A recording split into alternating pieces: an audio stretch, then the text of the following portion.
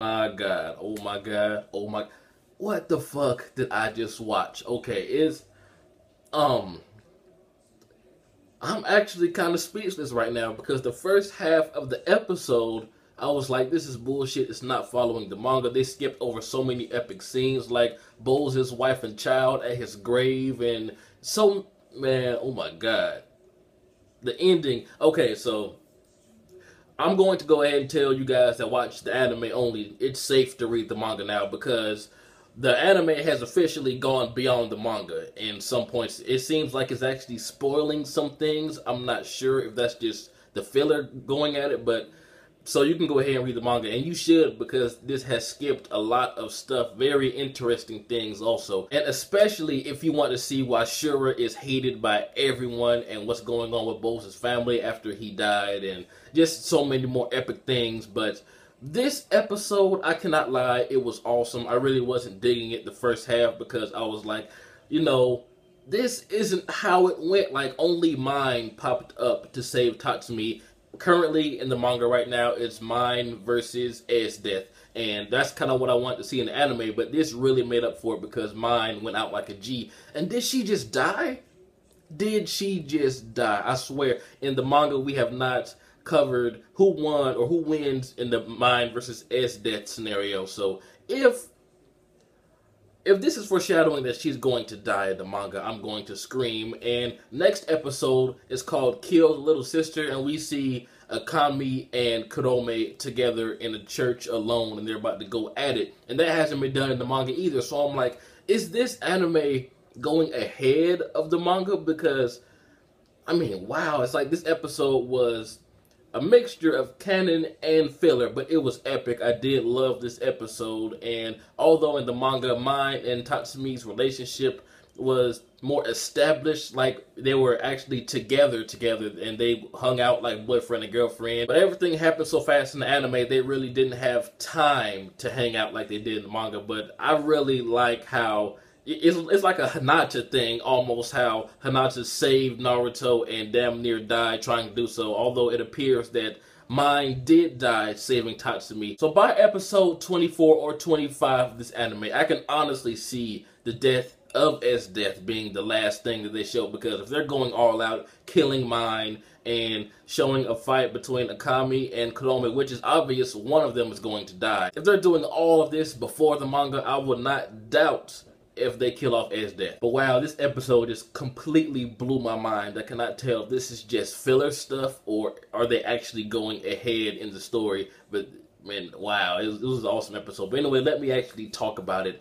Just the fact that Lubbock was actually useful after his death is amazing, and I like how an agenda said that even though it's not working how we intended, you were still able to help out. And I was expecting more from Agenda, especially since she's the leader, but all she really did was, you know, do some Android 16. She didn't shoot out her fist over and over and give Susanoo more power, which was awesome, but like I said, I really expected to see more from her. But I am glad that they showed Death's technique when she froze time. That was really the highlight I was looking forward to in the Susanoo versus Death fight. But if I remember correctly, correct me if I'm wrong, but that didn't end how it did in the anime. Like, when she froze time, she just went ahead and struck Susanoo's core, and that was it. If I remember correctly, I could be wrong. But this is Nagenda's third time giving up her life force to help out Susanoo. So is this the end of her? Because she looks like she's in bad shape too. I mean, really, everybody is fucked up, man. I mean, even Kodome's hair is falling out, and that is the reason why I believe next episode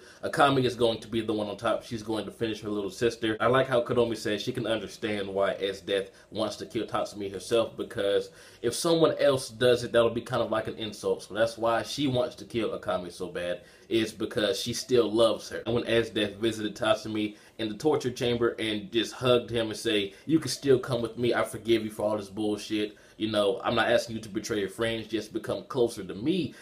I was like, Tatsumi, just at least fuck her one time. But like I said, in the manga, by this point, Tatsumi and mine have already had a established relationship for at least a few weeks, so it seems. And she straight up tells Death that, no, I have a girlfriend, I'm in love with somebody else. And then Death literally says, if I cannot have you, no one can. And I actually prefer that writing over you know, the writing in the anime, but hey, what can you do? You could tell they're kind of rushed. But Mine is determined to save her man, and so is Leone, Akame, Najenda, everyone. It seems like Tatsumi has changed everyone in Night Raid since he's joined. Now the Mine versus Budo or Budao, whatever his name is, thing really didn't excite me how it should have.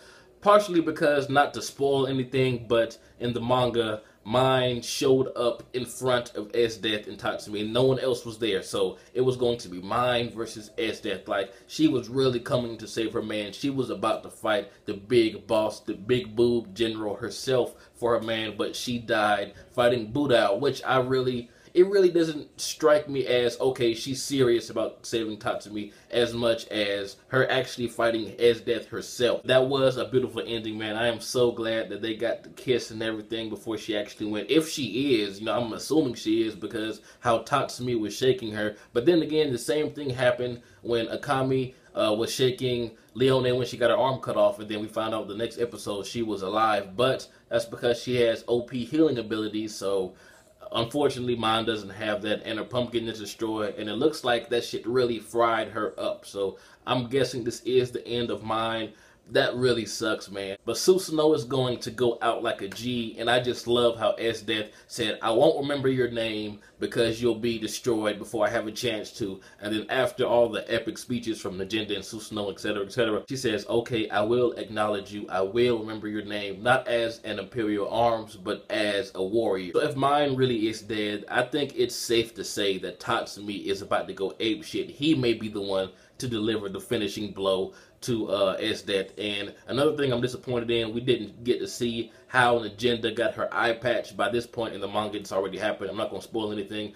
I know I keep comparing it to the manga over and over, but it's just so epic, man. And the anime and manga are awesome in their own ways. Although I do wish the anime would have followed the manga in a few fights and whatnot. But the ending of this episode was just epic. And next episode seems like it's going to give us what we all wanted: Akame versus Kurome. No one else around, just those two. A good on sword, no Edo Tensei bullshit, just going head to head. But anyway, tell me what you guys thought about this episode. It really impressed me, and it made me realize that maybe a filler ending isn't such a bad thing, because we did get some epic shit in this episode. But this has been jbDAuchiha. Like, comment, subscribe, and I forgot to mention the Budao versus Mine thing. That shit was on some DBZ levels, like the Gallic Gun versus Kamehameha. I was like, oh my god, that shit was awesome. But anyway, this has been jbDAuchiha. Like, comment, subscribe, and I'm out.